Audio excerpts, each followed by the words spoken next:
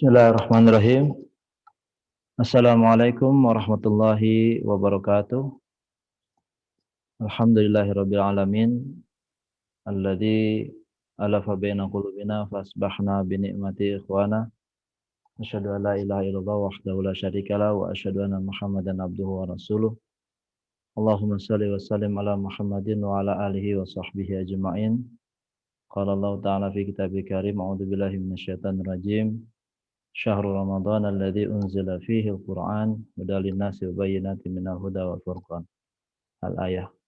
Alhamdulillah, Bapak Ibu yang Allah muliakan, pagi hari ini kita sudah bermuajahah bertatap muka di Ain Quran Festival bersama Metode Tes dan Yayasan Indonesia Khatam, dan kali ini insyaallah kita akan mendengarkan tausiah dari guru kita Agim yang alhamdulillah sudah bergabung bersama kita. Kita sapa beliau. Assalamualaikum warahmatullahi wabarakatuh. AA. Assalamualaikum warahmatullahi wabarakatuh. Assalamualaikum. Alhamdulillahi rabbil alamin. Alhamdulillahilladzi anzala sakinah fi qulubil mu'minin liyajdadu imanan ma'a imanihim. Allahumma salli wa sallim wa barik ala Muhammadin wa ala alihi wa ashabihi ajma'in. Bapak Ibu dan sahabat-sahabat sekalian, juga adik-adik, Masya Allah, ini judulnya nih, judul yang sangat menjadi kerinduan, memaksimalkan interaksi bersama Al-Quran pada bulan Ramadan.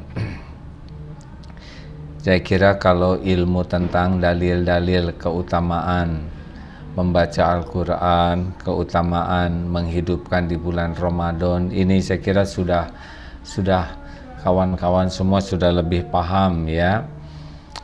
AA ingin mengambil satu sisi, yaitu bagaimana agar diterima amalan kita dengan Al-Quran ini.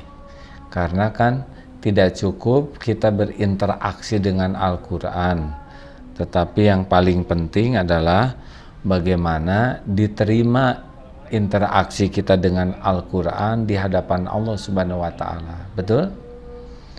Kan yang paling penting dari sebuah amal itu bukan amalnya, tetapi diterimanya amal oleh Allah. Ada lagi yang lebih bahaya, jangan sampai interaksi dengan Al-Quran mengundang kemurkaan Allah. Halo? Ya, Nggak apa-apa nih bahasanya seperti ini, rada horor ini nih ya. Pak. Biasanya kan kalau membahas Al-Quran, pahala, membahas Al-Quran itu jadi syafaat, membahas Al-Quran dapat pahala yang berlimpah ruah, kubur lapang. Tapi kali ini akan membahas satu sisi yang lain. Itu semua kan terjadi kalau baca Qurannya diterima oleh Allah Subhanahu wa Ta'ala. Jadi semua hadiah itu diberikan kalau amalannya diterima. Nah sekarang masalahnya, amalan kita diterima atau tidak? Ini harus kita pikirkan. Betul. Sepakat nih? Sepakat. Ya. Nah sekarang yang paling bahaya adalah apakah mungkin ada orang yang membaca Al-Quran kemudian bisa masuk neraka? Mungkin. Nah, ini hadisnya sahih ini ya. Jadi, bacakan sebuah hadis ya. Hadis ini sahih. Jadi suatu saat dihisab, kita akan dihisab. Siapa yang pertama kali dihisab? Dan yang pertama kali dihisab, bacakan hadisnya karena panjang. Ini hadisnya riwayat Imam Muslim ya. Yang pertama dihisab itu yang kita tahu adalah seorang mujahid. Lalu mendengar sesungguhnya yang pertama kali diadili pada hari kiamat adalah orang yang mati syahid di jalan Allah. Jadi orang menganggapnya dia ini pejuang, orang menganggapnya syuhada. Lalu Allah tampakkan amal-amal yang pun mengenalinya. Lalu apakah yang engkau lakukan dengan nikmat-nikmat itu? Lalu ia menjawab, ya Allah, aku berjuang, berperang semata-mata karena engkau. Lalu Allah berfirman, kadzabta, dusta kamu, bohong kamu. Kamu berjuang engkau berperang supaya dikatakan orang sebagai gagah berani, mujahid yang gagah berani, dan memang demikianlah telah dikatakan orang tentang dirimu. Jadi dia tuh ternyata berperang ingin dinilai orang, lalu diperintahkan sama malaikat, dia diseret dalam keadaan tertelungkup, dilemparkan ke dalam neraka. Tolong garis bawahi ini ya. Ini ada orang yang merasa berjuang, tidak kurang semangat berjuangnya, tidak kurang keberaniannya, tidak kurang pengorbanannya, tidak kurang pengakuannya. Dia sampai mati tuh di medan perang. Jadi tidak kurang secara fisik, tidak kurang strateginya. Tapi kenapa di akhirat dia tidak bisa masuk surga? Ternyata yang kurangnya cuma satu. Ayo, apanya? Hatinya. Ternyata hatinya itu lebih suka dengan penilaian dan kedudukan di sisi makhluk daripada ingin amalnya diterima. Nah, jadi yang kurang tuh hati. Lihat dalilnya, innallaha la yanzuru ila suwarikum wa amwalikum walakin yanzuru ila qulubikum wa a'malikum. Sesungguhnya Allah tidak melihat rupa dan hartamu, tapi Allah melihat hati dan amalmu. Nah, rupanya dia gagal nih di ilmu hati. Lalu yang kedua, lalu didatangkanlah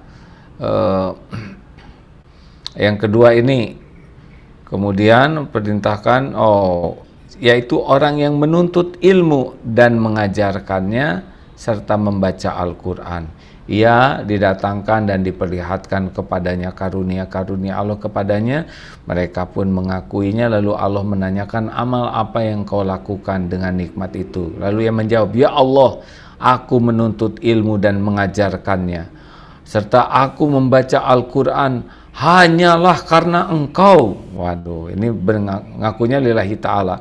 Tapi Allah berfirman, kadzabta, dusta kamu.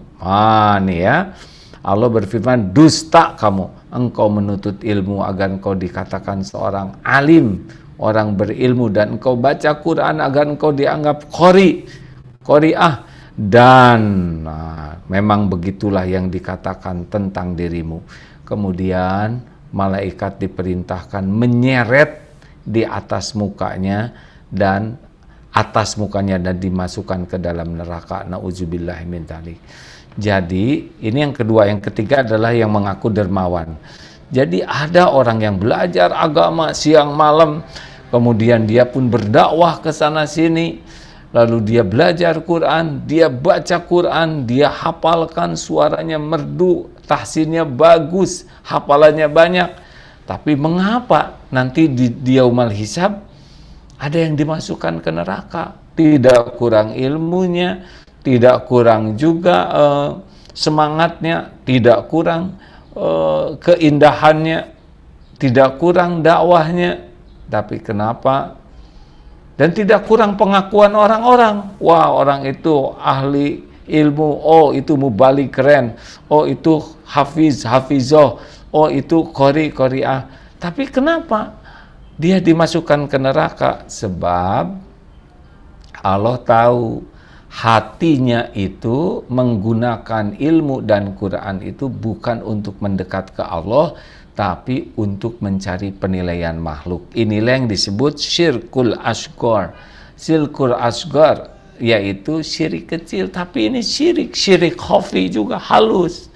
Dia tidak menuhankan berhala, tidak menuhankan patung, tidak menuhankan hal-hal yang kelihatan nampak, tapi dia tetap hatinya punya Tuhan yang lain, yaitu sibuk dengan penilaian makhluk. Nah, hadirin sekalian, mohon maaf kalau membahas ini ya. Jadi selain kita sibuk sekali membaca Al-Quran, yang pertama dinilai oleh Allah itu ternyata hati. Halo? Jelas tidak nih? Kalau kedengar ngangguk. Halo? Ngangguk. Nah, ternyata hati. Ngangguknya jangan keseringan jadi kayak boneka ya. Lanjutkan jangan nih ya. Jadi hati ini penyakit apa yang bisa ada dalam Quran ya? Yang paling bahaya yaitu riya. Yaitu dia baca Quran sangat mengharapkan kedudukan di sisi makhluk, ingin dipuji, ingin diakui, ingin dikagumi ya. Jadi memang dia gunakan Quran itu bukan untuk mendekat ke Allah, tapi cari kedudukan di sisi makhluk. Ini yang membuat Allah tidak suka.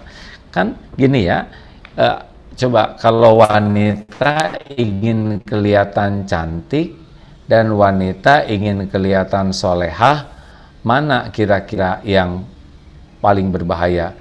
Ini siapa nih SD Tes Bandung sibuk terus ini, halo, fokus ya. Kameranya lihat jadi kelihatan lagi ngobrol kemana-mana. Fokus, fokus. Khawatir nanti nggak dapat pahalanya.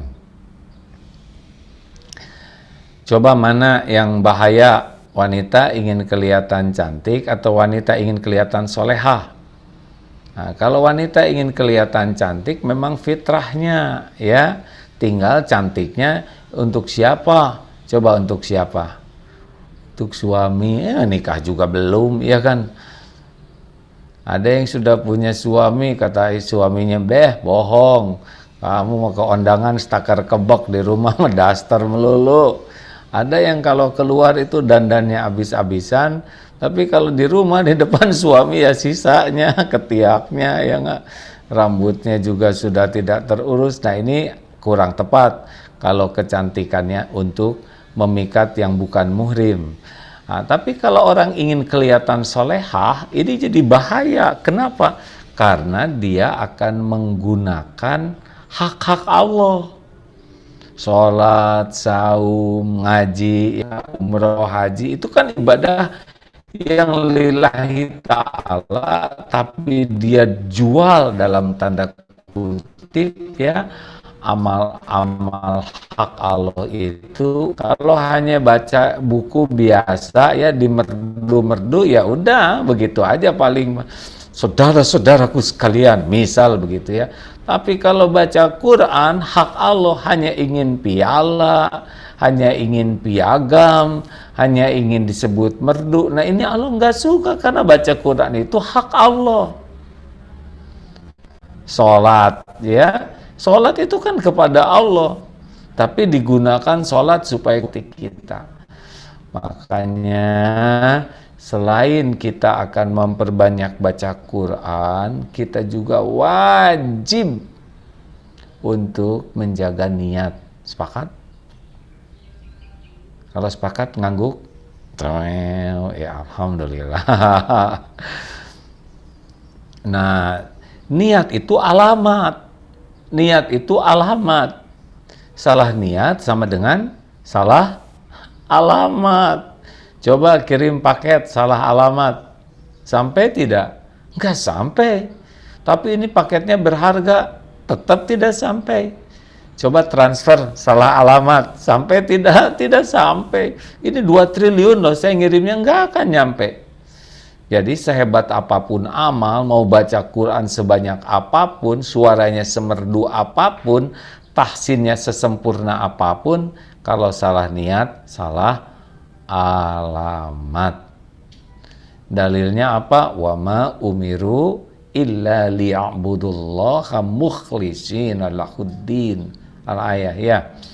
Kemudian dalil lainnya, inna sholati wa nusuki wa mahyaya wa mamati lillahi rabbil alamin. Sesungguhnya sholatku, ibadahku dan matiku semata-mata karena Allah. Nah, lanjut nih sahabatku sekalian. Bentar. Jadi mulai sekarang, selain kita sibuk memperbaiki tahsin, memperbaiki hafalan, wajib bagi kita selalu nanya untuk memperbaiki niat kita ya. Jangan sampai niat ini benar-benar jadi penghapus amal soleh kita. Bagaimana nih supaya niatnya lurus? Nah, rekan-rekan sekalian, Jadi ada 5 latihan riadohnya. 1, jangan selalu ingin diketahui orang. Jadi kita harus punya amalan yang orang boleh tahu, tapi juga ada amalan yang spesial, ibadah yang hanya berdua dengan Allah. Kita ngaji dilaporkan karena memang harus laporan, boleh. Tapi ada juga ngaji yang paling bagus, ngaji yang hanya duaan aja dengan Allah. Suara termerdu, hafalan terindah dengan Allah, karena Allah kan wa huwa ma'akum ainama kuntum wallahu bima ta'maluna basyir. Surat Al-Mulk ayat 13, dan dia bersamamu dimanapun kau berada, dan Allah maha melihat apapun yang engkau kerjakan.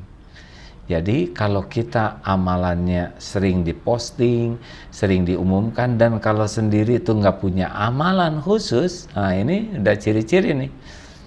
Ciri-ciri kalau ada orang ngajinya bagus, panjang, semangat, tapi kalau nggak ada yang tahu, dia nggak ngaji. Nah ini ciri khas orang yang ria itu, memang maunya dipamerkan aja, diposting ya. Semuanya diposting. Alhamdulillah, nggak menyangka Ramadan hari ketiga saya sudah 7 juz. Allahu Akbar, Allahu Akbar. Aduh. Kenapa diumumkan? Kenapa diposting? Apa nggak cukup hanya Allah yang tahu? Ayo, yang tukang posting, namanya postingers ya. Hati-hati nih. Kalau lagi tahajud, lagi sujud, posting, Alhamdulillah, bangun sahabatku, bangun sahabatku. Ini jam 3 malam, saat mustajab. Padahal dia buka HP terus ya. Tapi dia senang ngebangunin orang, bukan supaya orang lain bangun, tapi supaya diketahui bahwa dirinya lagi bangun. Atau kadang-kadang dilemes-lemes, kenapa kok kelihatan agak lemes? Hari apa dong ini? Ada. Emang apa ini kan hari Kamis? Kamis itu apa? Ya Kamis itu sesudah Rebo, bukan itu. Kamis maksa. Senin Kamis itu kan saum yang utama. Oh kamu lagi saum? Biasalah, saya sudah 5 tahun kayak gini. Oh gitu ya. Dia memang sengaja acting, dilemes-lemes, dikering-kering bibirnya. Nah, begitulah. Orang-orang yang ria itu kepuasannya diketahui orang, tapi orang yang ikhlas kepuasannya diketahui Allah. 2. Latihan ikhlas yang kedua adalah lihat ada orang, tidak ada orang, sama atau tidak. Kalau tadi ingin diketahui, tapi sekarang ingin dilihat. Orang-orang yang kurang ikhlas itu, kalau ada orang tuh beda dengan gak ada orang. Ada orang lebih semangat, tapi enggak tuh, dia lemes dalam ibadahnya. Kalau ada orang sholatnya lebih panjang, lebih khusyuk, bacaannya juga jadi bagus, tapi enggak ada, gesit, tangkas, dan selesai dengan seringkas-ringkasnya. Begitulah, ada orang sedekah 100.000, enggak ada orang, hanya mindahin kotak aja. Ada orang dia pokoknya jadi bagus aja, jadi rajin, jadi semangat. Tapi kalau enggak, nah, padahal ada orang, enggak ada orang, orang lihat, orang enggak lihat, Allah yang pasti melihat. Dan orang melihat kita juga enggak ada apa-apanya. Nah, jadi tes yang kedua nanti ngajinya ya, ada orang, enggak ada orang, cek. Kalau ada orang semangat, enggak ada orang enggak semangat, berarti karena orang. 3. Tes ketiga nanti kalau ingin ini lebih berat, jangan ingin dipuji, jangan takut dicaci. Jadi orang yang kurang ikhlas, kalau dipuji semangat, tidak dipuji tidak semangat, dicaci patah semangat, ciri khas tuh. Berarti dia beramal karena pujian makhluk. Orang yang ikhlas, mau dipuji, mau tidak dipuji, mau dicaci, ya gak ada masalah. Oh, Tuhan kita kan bukan mulut orang. Tuhan kita tuh Allah Subhanahu wa Ta'ala. Orang mau ngomong apa saja, tetap yang menilai itu Allah. Pahala itu dari Allah. Ampunan itu dari Allah. Sorga itu yang punya Allah.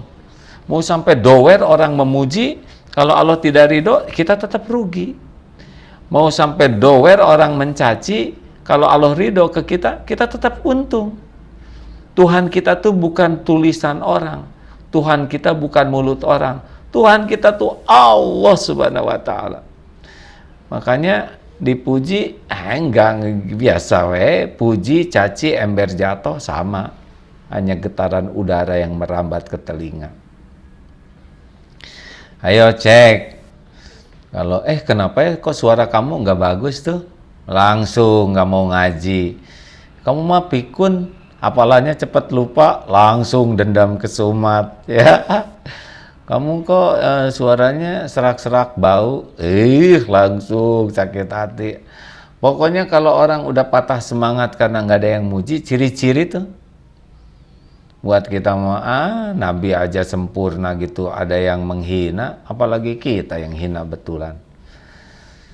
Nomor berapa tuh? 3 barusan ya. 4. Yang keempat, orang yang latihannya jangan ingin diperlakukan spesial karena amal kita. Jadi jangan karena kita beramal kemudian kita ingin orang memperlakukan spesial kepada kita. Misalkan karena kita one day one juice atau 2 jus, pas mau belanja ingin dimurahin, diskon dong, saya kan udah 15 jus nih hafalannya, hati-hati nih.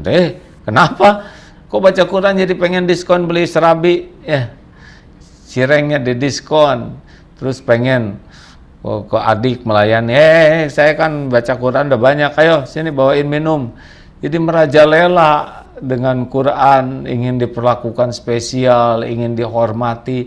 Dan kalau ada orang yang tidak hormat, coba aja lihat, saya kan biasa Quran, dia berani meremehkan saya, lihat aja celakan, itu ujub.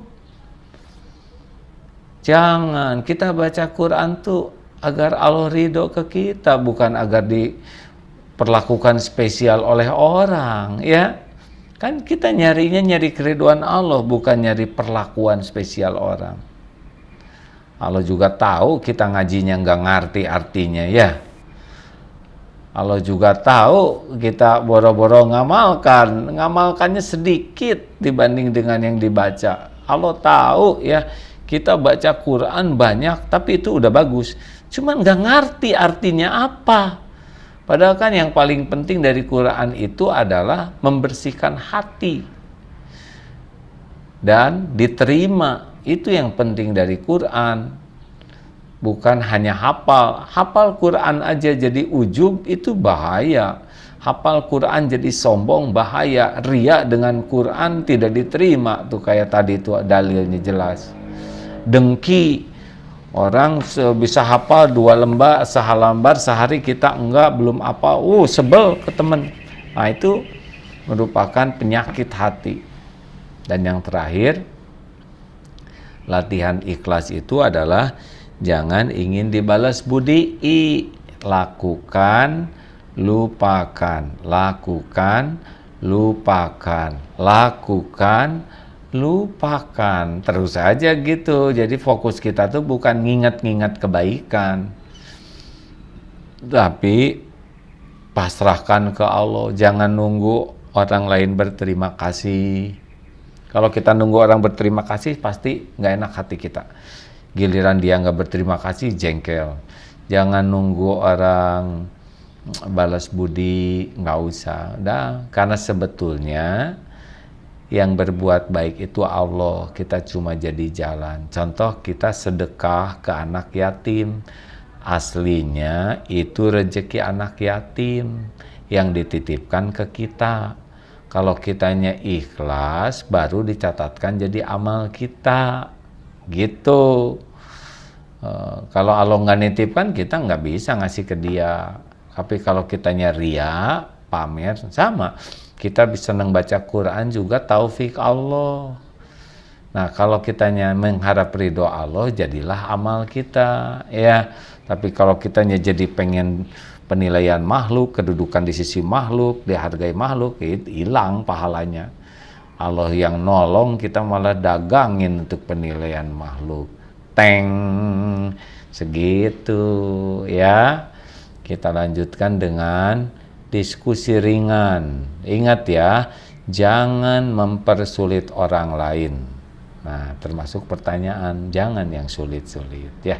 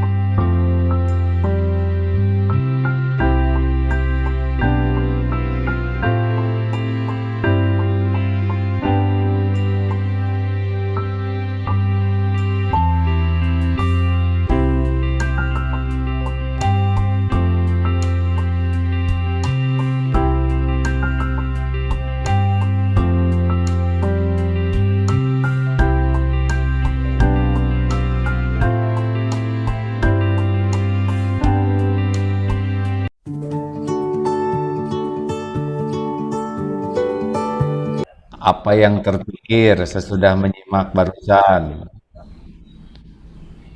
Masih banyak amal yang Pentingkah? harus dibersihkan. Nah, penting ya. Nah, ya kadang-kadang kita sibuk dengan amalnya, tapi sedikit orang yang sibuk dengan meluruskan niatnya.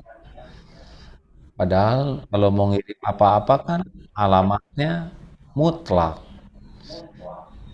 Ya, lanjut pertanyaan. Pertanyaan pertama, hambatan orang dalam berjuang agar istiqomah. Hambatan, ya hambatan kan bagian dari karunia. Kalau nggak ada hambatannya nggak menarik hidup ini, betul? Jadi hambatan, tantangan itu jangan dianggap sebuah beban. Tapi tantangan itu merupakan karunia Allah agar kita lebih kreatif, agar kita lebih berlindung ke Allah, agar kita lebih minta tolong kepada Allah, agar kita lebih banyak belajar, agar kita lebih banyak berlatih. Enggak rame kalau hidup ini lancar-lancar, enggak rame. Coba mana orang yang lebih dekat dengan Allah? Apakah naik pesawatnya lancar? Kalau pesawatnya lancar, orang biasanya menonton video, tidur, dengar lagu, dikit yang ngaji. Tapi ketika goncang, wah semuanya zikir, betul? Tolong ya Allah, hasbunallah wa ni'mal wakil. Ya begitu. Jadi sebetulnya kesulitan, kepahitan, hambatan, ya itu bagian daripada karunia.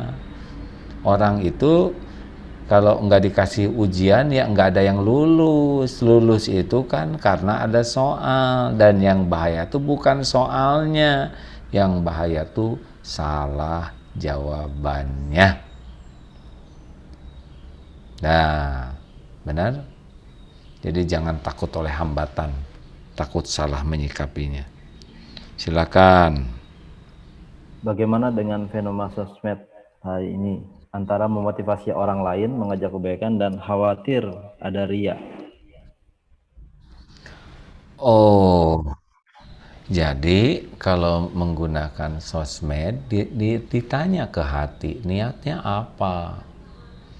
Kalau niatnya dakwah, ya nggak usah lah selalu harus pakai nama sendiri, ya nggak? Ini ada tulisan bagus, padahal tulisan orang di bawahnya JG, Jamie Gumilar. Padahal yang nulis orang lain itu mah udah bohong, misalkan tidak lah ya JG ini mah. Terus ingin diakui ini tulisannya bagus, ingin diakui ini tulisan dirinya sendiri, dan ingin diakui orang seakan-akan kita udah mengamalkannya. Itu juga ngaco tuh.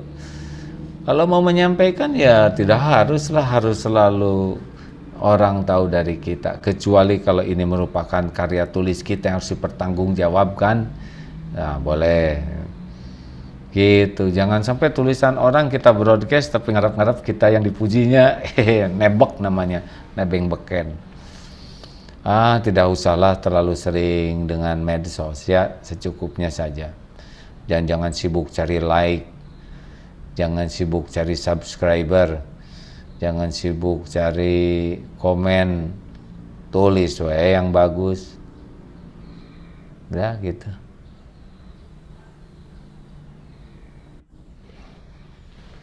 Eh, kalau niat awalnya mungkin untuk pengen kepuji, lalu lama-lama niat pengen kepuji itu hilang. Apa sama juga masuk neraka? Oh, saya sih nggak nakut-nakutin yang membuat kita putus asa, tapi saya memotivasi. Karena aja, aduh masih jauh dari ikhlas ya. Hati itu masih jatuh bangun. Tetapi kita sekarang tahu bahayanya kalau kita teledor. Makanya terus istighfar, terus berlindung ke Allah dari tipu daya setan.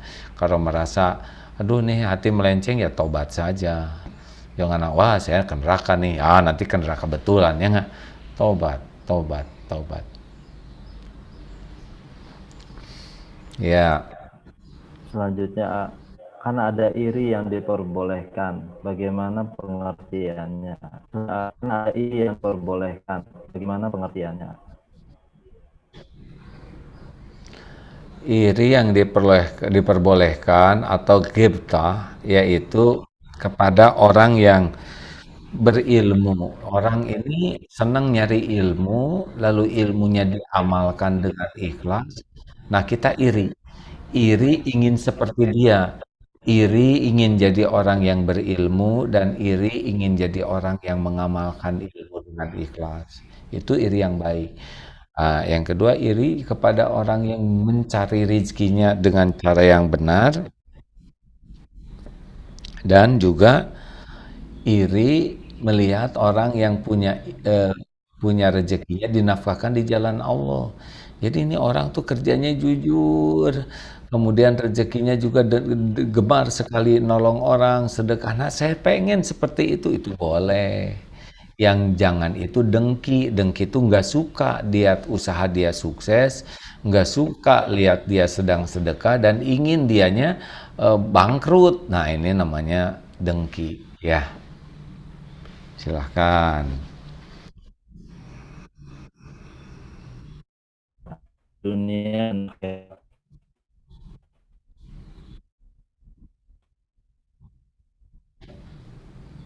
Nggak boleh seimbang dong. Karena dunia kan cuman mampir, masa seimbang? Kan? Ya semuanya kan harus untuk akhirat. Semua kesibukan dunia kita tuh untuk akhirat, nggak seimbang dunia ini. Dunia cuma tempat mampir, di sana kekal, betul? Di dunia ini makan cuman segini, belum kasih asam urat dan kolesterol. Terbatas, di akhirat mah bebas. Tidak seimbang. Dunia ini hanya tempat mampir, tapi menentukan bisa jadi pulang ke akhirat atau tidak.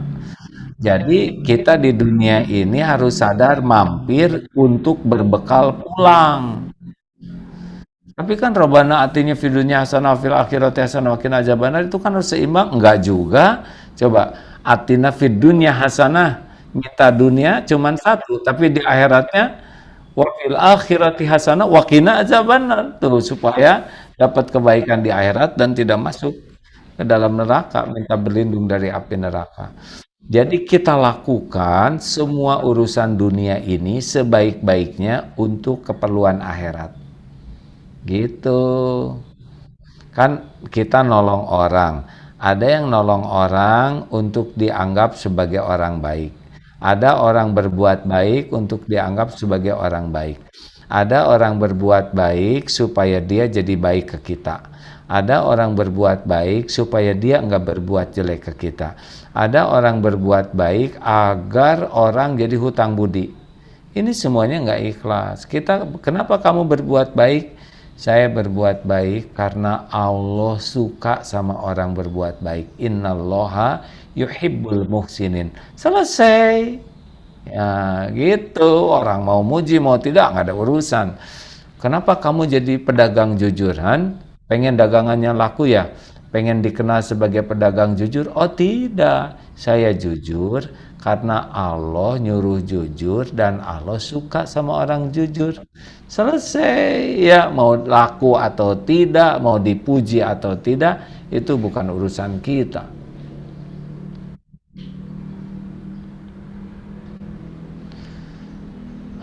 Ayo, Nah, dah ini selesai? cukup mendasar ya. Bagaimana kalau beribadah mengharapkan pahala yang dijanjikan? Misalkan mengerjakan sholat duha 12 rakaat dibangunkan istana atau sebaik kepada Allah. Nggak jelas, nggak kedengaran. Kalau beribadah itu sebaiknya mengharapkan pahala yang dijanjikan Allah atau cukup dalam rangka bersyukur sehingga Allah ridho. Ya apa yang gini, semua yang Allah janjikan, yang Allah sukai dan Allah janjikan itu ada dalam keridhaan Allah. Misalkan Allah janji pahala, terus orang nyari pahala, itu pun sesuatu yang disukai Allah karena mengharapnya pahala dari Allah. Sekarang saya beramal ingin sorga, Allah. Dan yang ngejanjiin sorganya juga Allah. Dan yang nyuruh minta sorga juga Allah. Jadi ridho Allah itu ada pada niat dan amal yang disukai Allah. Nah sekarang Allah menjanjikan pahala. Lalu kita ngarap-ngarap pahala dari Allah, ya itu juga bagian dari keridhaan Allah. Karena Allah sendiri yang ngasih taunya ada pahala, ada sorga. Nah, biasanya orang bertahap, beramal. Aduh saya tuh mau cari kerjaan, oh doa ke Allah. Itu juga nggak apa-apa, karena yakin yang bisa ngasih kerjaan adalah Allah. Bukan tidak ikhlas ya. Karena Allah nyuruh ke wasta'inu bisabri wassalah. Jadikan sabar dan sholat sebagai penolongmu. Dia sholat duha, dia sholat istiqoroh. Lah mintanya ke Allah. Itu nggak ikhlas dong sholatnya. Kan dia pengen kerjaan, dia pengen jodoh. Lah dia mintanya kan ke Allah. Ada juga yang rajin ibadah. Itu kenapa datang ke masjid? Karena pahalanya dunia berikut isinya. Lah yang ngejanjikannya juga Allah. Gak apa-apa. Nanti meningkat terus sampai nanti dia beramal tuh sampai kenapa kamu begini, kan Allah suka. Udah selesai. Jadi tidak terlalu ribet dengan pahala, tidak terlalu ribet dengan keinginannya. Walaupun dia minta, berharap, tapi dia yakinlah. Yang penting Allah suka mah udah beres. Nah, tapi tingkatan ini perlu proses. Dengar ceramah, ya. Jadi jangan dihina tuh orang yang sedekah. Saya punya utang 10 juta, saya mau sedekah 1 juta cari uang. Kenapa? Karena Allah janji. Itu juga pegang janji Allah ya, jangan diremehkan itu. Kalau baru sampai di sana tingkatnya udah hebat juga itu. Ya, Bapak Ibu, bagi yang ingin bertanya secara langsung silakan mengajukan tangannya. Nanti tinggal dibuka oleh moderator. Bagi yang ingin bertanya secara langsung, silakan.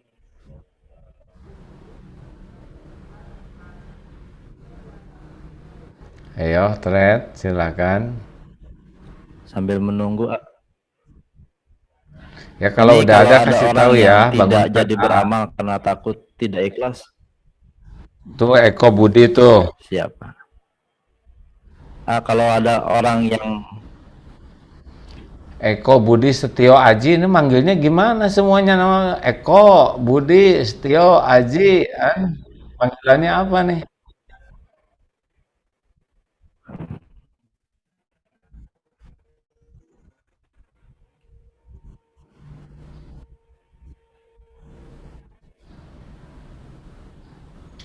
Ada yang feedback, silahkan.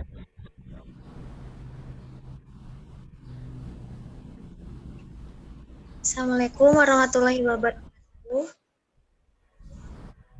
Assalamualaikum warahmatullahi wabarakatuh.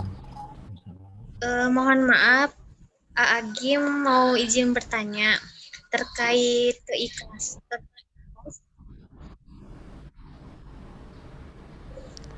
Kan tadi ketika kita ikhlas itu, ketika kita ingin berbuat baik itu, ketika kita ingin jujur itu harus diniatkan karena Allah.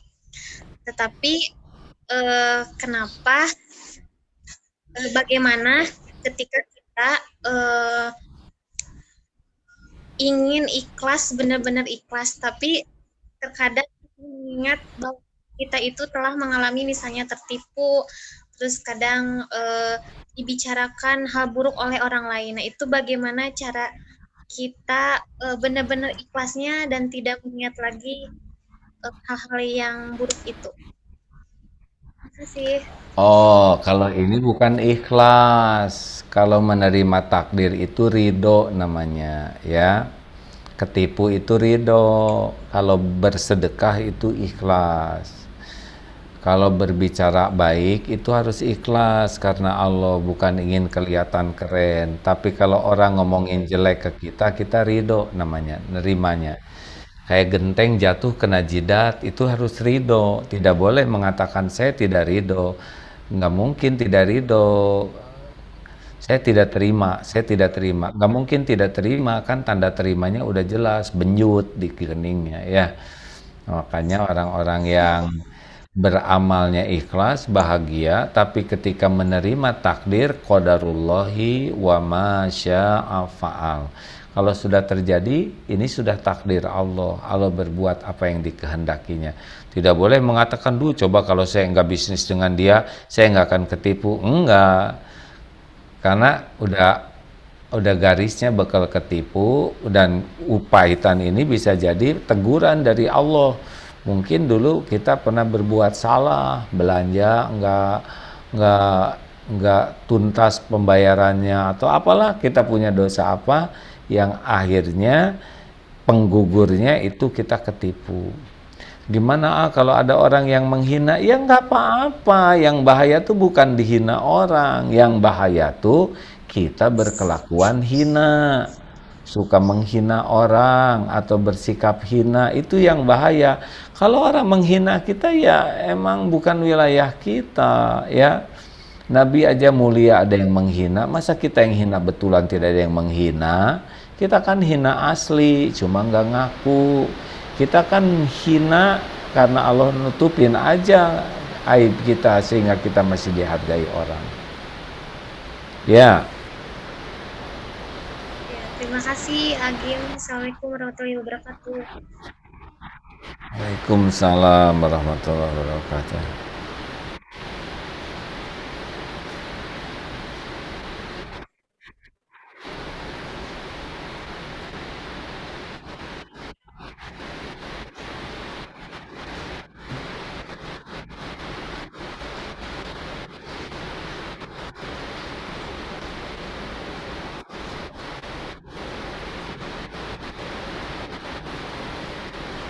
Ya, ayo silakan.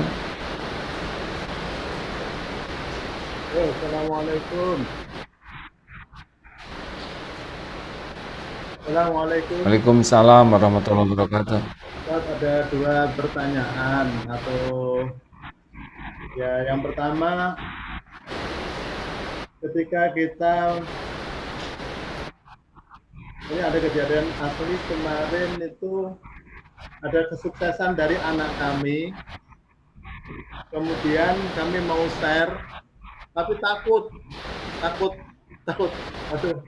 riak gitu. Nah, kemudian di sisi yang lain, kalau di surat Ad-Duha kan fahadits apa, Bini'mati rabbika fahaddits. Ya, itu bagaimana meletakkan itu loh supaya selamat gitu. Ya, satu itu, yang kedua, Ya, kami sebagai tunggu satu-satu dulu ah. Ya. Jadi nanti tanya ke hati ya. Bener ini teh mau syukuran atau riaan? Apa yang dituju dari menginformasikan ini? Apakah kita ingin agar orang lain punya anak-anaknya juga bisa jadi hafiz, hafizah, atau kita hanya ingin orang lain tahu. Terus kalau orang lain tahu jadi gimana, ya enggak? Kalau Bagus ya, punya bagus anak sekali. hafal 30 juz itu kalau tidak hati-hati kitanya juga ikut bangga tapi bisa jadi ujub juga. Seakan-akan kita orang tua yang hebat ya, padahal kita nggak hafal-hafal juga ya, dan nggak ngapalin. Memang banyak mudaratnya. AA ini ke anak AA saja nggak berani nanya tuh sudah hafal berapa juz, nggak berani. Yang menghafal itu ya ada salah satu anak yang sedang menghafal, nggak lah, takut nanti anaknya jadi dilebih-lebihkan atau dikurang-kurangkan, dan tidak maksa juga anak-anak harus hafal sekian enggak, pokoknya silahkan menghafal, yang penting setiap huruf yang dibaca jadi dekat dengan Allah, diterima oleh Allah, dan yang penting makin takut ke Allah, hatinya makin bersih, makin jadi amal. Ya udah itu mau setahun 2 tahun lo, kalau setahun jadi ujub ya janganlah, jangan hafal setahun. Kalau bisa ngotorin hati mau apa, Qurannya hafal hatinya kotor ya kan. Tapi kalau setahun hafal dan bisa bersih hati, oh alhamdulillah gitu. Begitu Om Budi. Yang kedua tadi Mas sebenarnya Satyo sudah sehat? dijawab, tapi pengen penekanan nih, Ustaz. Kami sebagai guru kan ada materi, salah satu materi itu adalah tawazun. Nah, ketika kami menjelaskan di awalnya kan harus imbang dunia akhirat, imbang antara eh, hati dan juga raga. Nah, tapi tadi penjelasan Ustaz kan semua harus untuk akhirat. Nah, ini meletakkan penjelasannya ke anak-anak kita ini gimana, Ustaz? Iya, kamu harus pinter supaya pinternya manfaat buat orang banyak, karena Allah tuh suka sama orang yang banyak manfaat. Gitu. Jadi kan dalilnya ihris ala ma yanfa'uk. Bersemangatlah, berantusiaslah dengan apa-apa yang manfaat. Manfaat tuh segala jenis yang manfaat bagi dunia dan akhirat. Tapi kan tujuannya untuk akhirat. Tapi karena kita tinggalnya di dunia, maka kita harus maksimal. Gitu. Jadi kalau di dunianya malas-malas ya nggak kebagian apa-apalah. Boro-boro ke akhirat, dunia juga bisa susah, ya. Tapi kalau diniatkan untuk akhirat, semua kepahitannya juga jadi ringan. Contoh orang ikhlas itu kan orang yang merindukan akhirat, padahal dia banyak berbuat, gitu. Jadi jangan jadi nggak semangat. Ya cerita Darut Tauhid kan suka cerita tentang tawakal, ikhlas. Tapi ya alhamdulillah pesantren itu terus bergulir ya, karena bagi kami berkreasi itu, berkarya itu merupakan amal soleh untuk bekal pulang.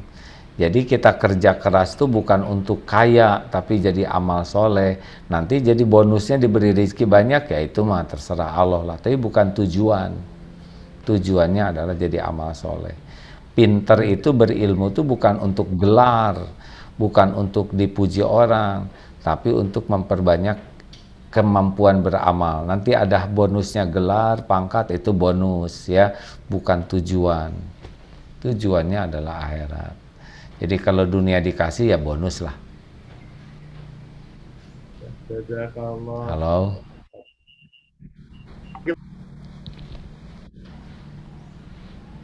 Udah habis belum Om?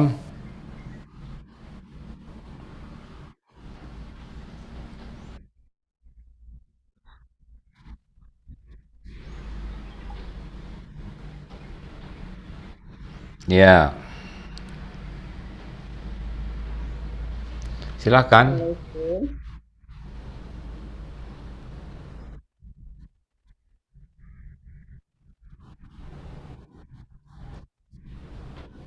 Assalamualaikum, Waalaikumsalam warahmatullahi wabarakatuh. mohon penjelasannya. Kan kita melakukan suatu ibadah itu ada keterangannya, istilahnya ada fungsinya gitu ya. Misalnya sholat tahajud untuk mempermudah urusan, terus istighfar juga untuk mempermudah urusan dan rezeki kayak gimana gitu kalau itu emang secara tidak disadari faedah yang dilakukan dari ibu.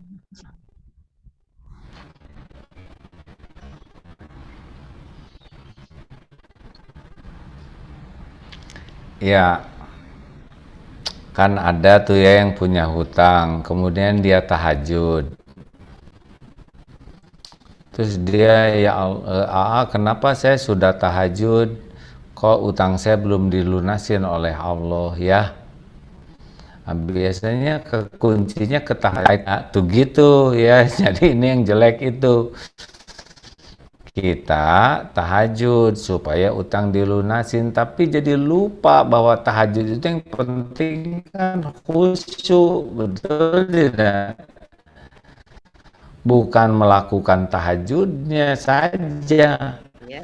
tapi juga tahajudnya itu berisi, jangan pepesan kosong. Nah, biasanya kalau orang ingin sesuatu dikerja, waktu saum masih lihat WA yang nggak bener, ya matanya jelalatan. Nah, kenapa? Karena dia memang belum ingin berkedudukan di sisi Allah. Kalau ingin kedudukan di sisi Allah, maka tahajudnya baik, akhlaknya jadi baik, tidak mau berbuat maksiat. Nah, begitulah baru nanti dikasih bonus, utangnya dilunasin.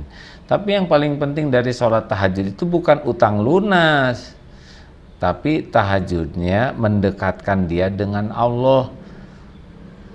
Nanti kalau demi tujuan utang lunas, giliran udah dilunasin, lunas juga tahajudnya. Ini bahaya, ya kan? Jadi tahajud mah untuk ngedeketin Allah aja. Nah, salah satunya doa minta dilunasin. Saya udah tahajud belum dilunasin, ya terserah Allah lah ya.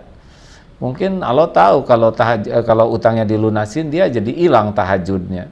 Makanya dibiarin oleh Allah.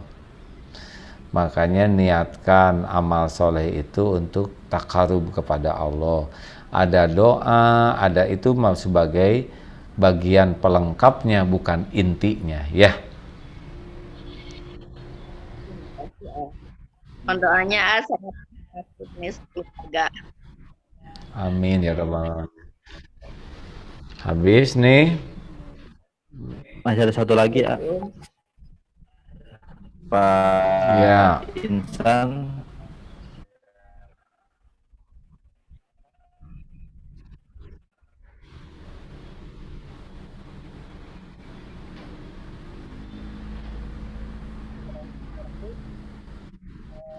Nggak jelas suaranya, nggak kedengaran ya.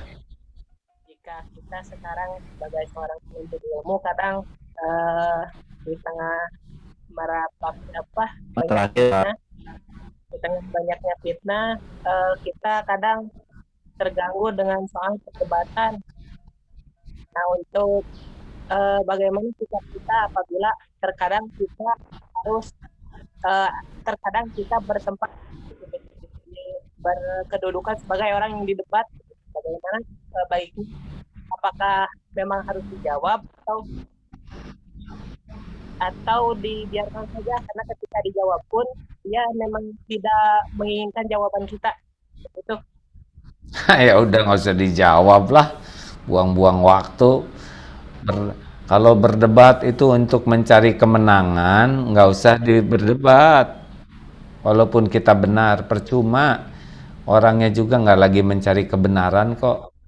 Malah dia akan terus ngomong, nggak ada gunanya. Malah nanti jadi emosi. Kita diam aja. Tapi kalau memang sama-sama mencari kebenaran, ini bukan berdebat, bertukar pikiran namanya ya. Kalau berdebat mah pakai emosi. Nah, kalau udah emosi, itu cenderungnya bukan Allah yang dicari tuh. Biasanya mencari kemenangan, kepuasan nafsunya, kelihatan pinter, kelihatan hebat, kelihatan jago dalilnya. Ya, Allahnya mah nggak ada. Nggak ada di hatinya, walaupun yang dibahas tentang dalil. dalil yang sahih, karena dia kepuasannya adalah wah saya menang nih, saya paling benar. Allahnya mah nggak diingat, padahal selama berdebat dicatat itu oleh Allah tuh, dilihat, disaksikan, dan ada balasannya.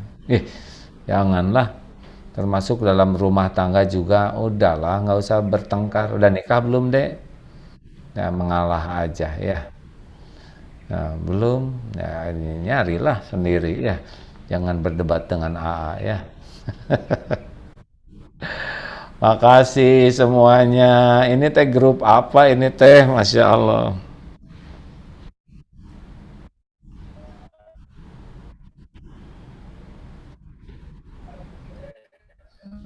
Grup Masya Allah Yayasan ya. Indonesia Khatam, kita juga Terima tetap di kasih semuanya, WhatsApp. Masya Allah. Semoga semuanya benar-benar oleh Allah takdirkan jadi orang yang mencintai Al-Quran dengan ikhlas, membaca Al-Quran dengan ikhlas, memahami Al-Quran dengan ikhlas, mengamalkannya dengan ikhlas, dan mendakwahkannya dengan ikhlas. Ya Allah, pilihlah hamba-hambamu ini menjadi orang yang memiliki qalbun salim, berkah dari Al-Quranmu ya Allah, berkah dari amal yang engkau terima, dan jadikan kami menjadi bukti keindahan agamamu, keindahan Al-Quranmu ya Allah. Rabbana taqabbal minna innaka antas samiul alim wa tub alaina innaka antat tawwabur rahim. Amin ya rabbal alamin. Terima kasih sahabatku sekalian, jazakumullah khair. Assalamualaikum warahmatullahi wabarakatuh. Waalaikumsalam warahmatullahi wabarakatuh.